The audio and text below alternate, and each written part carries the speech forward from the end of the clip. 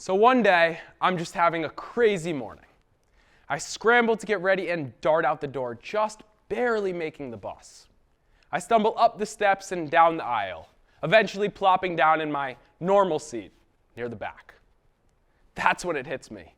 The bus absolutely stinks. And it's not just the normal bus smell. It's this thick, smoky stench. It smells like fumes. But before I can even begin to worry, Gene, my kind bus driver, walks back, rests his hand on my shoulder, and in his gentle voice assures me that everything is okay. Maybe it's my hurried morning, maybe it's the fumes, but I don't waste another second before I settle down and start to drift off. Just as my eyes are closing, my mind jumps to a story that my Bubbie, my grandmother, has told me countless times. A story about her cruel bus driver, who when she was a young girl, forced her to sit in the back of the bus, all alone, to suffer, to soak up the stench from the exhaust. Why? Because she was Jewish. My Bubbie is a Holocaust survivor, and saying that fills me with a sense of pride. But often I find myself and others around me asking, what does that even mean? Well, before the war, my Bubbie lived happily in Paris with her parents, my great-grandparents, who thrived in that gorgeous city. They had friends and fun and music and arts and joy, and well, most importantly in the city of love, they had love. But in 1940, that all changed. When the Nazis invaded France, like many others, this young family of three was ripped from their vivacious lives, forced to abandon everything they knew. I mean, truly all of it. Everything from their home to their clothing to their hair to even their last name. For 5 long years, they were lucky enough to hide out in an attic in the French countryside, galaxies removed from their vibrant lives in the city of love. They lived as fugitives, using fake names. They were criminals, strangers, always cowering at shadows. There was never a second where they could let their guard down. Yet, with the perfect combination of ingenuity, courage, and frankly, a lot of dumb luck, my Bubbie and her parents survived the war. And in 1945, they were able to return to their home, Paris. While they knew they were the lucky ones, part of the few who had survived, they didn't feel lucky. How could they? Nearly 90% of their community had been murdered. Their beloved Paris was a skeleton of itself. Their glorious town, a living, breathing cemetery. The cousins who hadn't been sent to the camps and gassed had been beheaded in the square. Aunts and uncles shot by firing squad. Little sons and daughters, mothers and fathers, gone. Just like that. Their apartment had been raided and ransacked. All their belongings had been seized.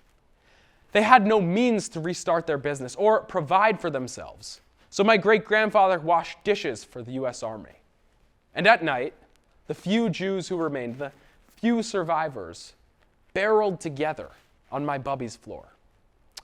What's more, their neighbors, once good friends, wouldn't even look at them. Some would even throw trash at my grandmother as she walked down the street, throwing trash at a 7-year-old girl. Can you imagine? After 2 years of this, enough. They needed to move. But where? Their first choice, the United States, certainly wouldn't accept them. Why? Well, because they were Jewish. So they settled on Venezuela, one of the few nations with open borders.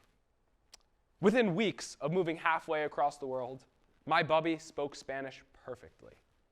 But she couldn't catch a break. No matter where she went, no matter how hard she tried, she came to learn that she would never fit in, never belong. Whether it was to her peers or her classmates or her teachers or her friends or her enemies, in the eyes of others, she could never escape her curse, her Judaism. Every day, she would come home from school to find a group of older girls waiting at her door with batons. Batons! These girls hounded her with anti-Semitic slurs and beat her with their weapons. But she didn't tell anyone. She couldn't.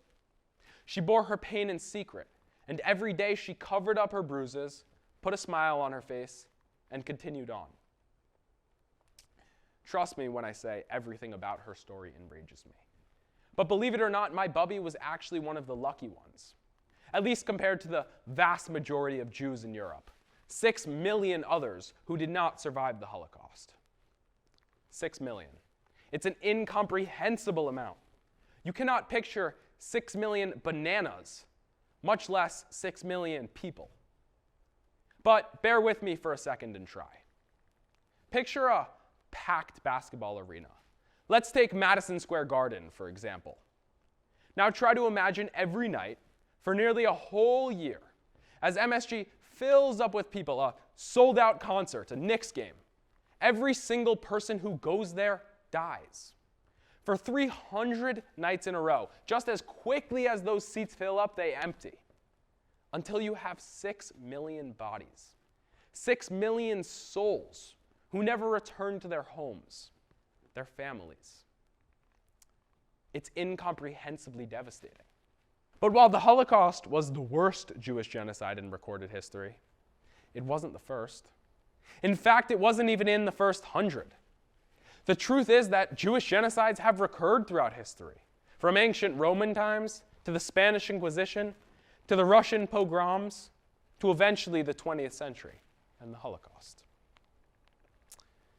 While we think of the Holocaust as something that could never happen again, it happened again to begin with.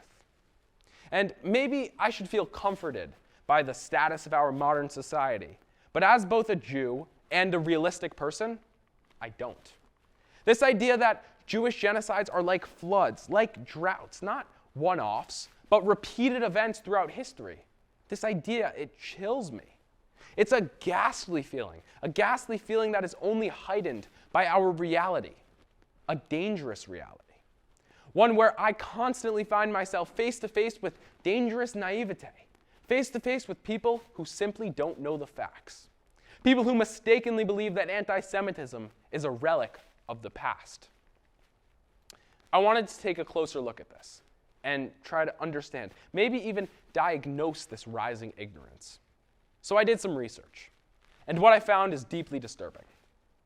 In 2020, the Conference on Jewish Material Claims Against Germany conducted a study to gauge Americans' Holocaust awareness.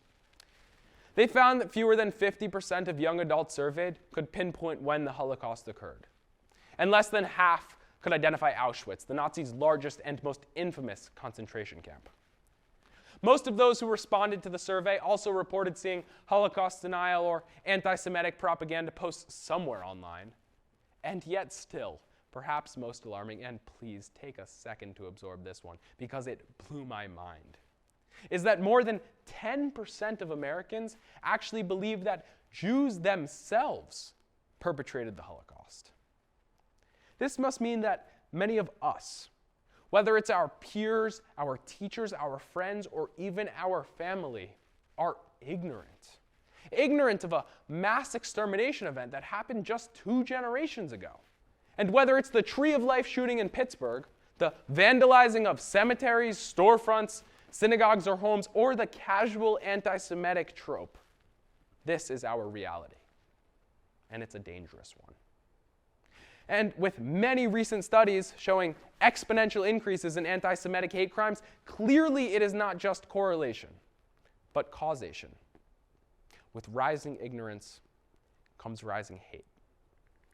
Which brings me to this. When we talk about the atrocities of the Holocaust or any number of devastating historical events, we like to say the words never forget.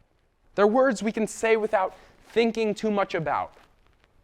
But at this moment, at this juncture, in this modern day, it is not just important, but necessary to ask ourselves, why must we not forget? Well, in addition to the responsibility we have to understand the past and preserve history for future generations, there's another reason, a more pressing, more pertinent reason. When we allow ourselves to forget, we allow the possibility for history to repeat itself. Some may say that's an outlandish claim. How could there ever be another Holocaust? And I wouldn't say I'm necessarily taking it that far. But I am saying that it is essential that we recognize that when we talk about the Holocaust, We're discussing recent, really recent history. This is the 20th century we're talking about, just 2 generations ago. And to put it in perspective, I mean, the Holocaust only happened around 20 years before the moon landing. The moon landing. And while it may be frightening to acknowledge that the internet has normalized the mass dissemination of antisemitism, normalized it to an extent we haven't seen since the rise of Hitler, to ignore this dangerous reality is to actively dismiss the potential for history to catch its own tail, as it has done time and time again. So yes, we all know that it is important to remember the Holocaust, to remember history. But so often we forget to do just that. Each day there are fewer and fewer Holocaust survivors, and soon there won't be any left to tell their stories. That's why it's important for us, it's critical for us, for our generation, to soak it all up, to gather all the information while we still can. Ask your grandparents, your parents, cousins, teachers, friends, what they know about the Holocaust. Anything is important. Any stories from survivors, any interesting, maybe even random facts, all of it is history. And best believe, all of it is essential. So I challenge you to ask, to listen, to learn, and ultimately, to preserve.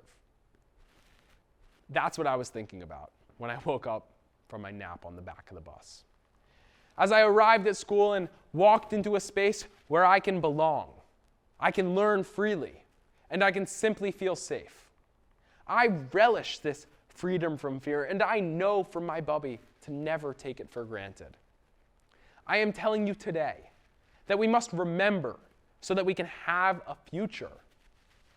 We must ensure that history never repeats itself by ingraining the Holocaust in our memories, our culture, our teachings, and quite frankly, by immortalizing its devastating effects. My Bubbie survived a genocide so that I could be free.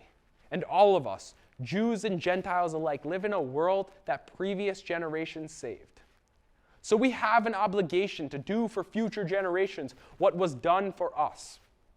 We must always remember to continue to share the stories of all of our brave ancestors so that none of their experiences may ever be in vain. Thank you.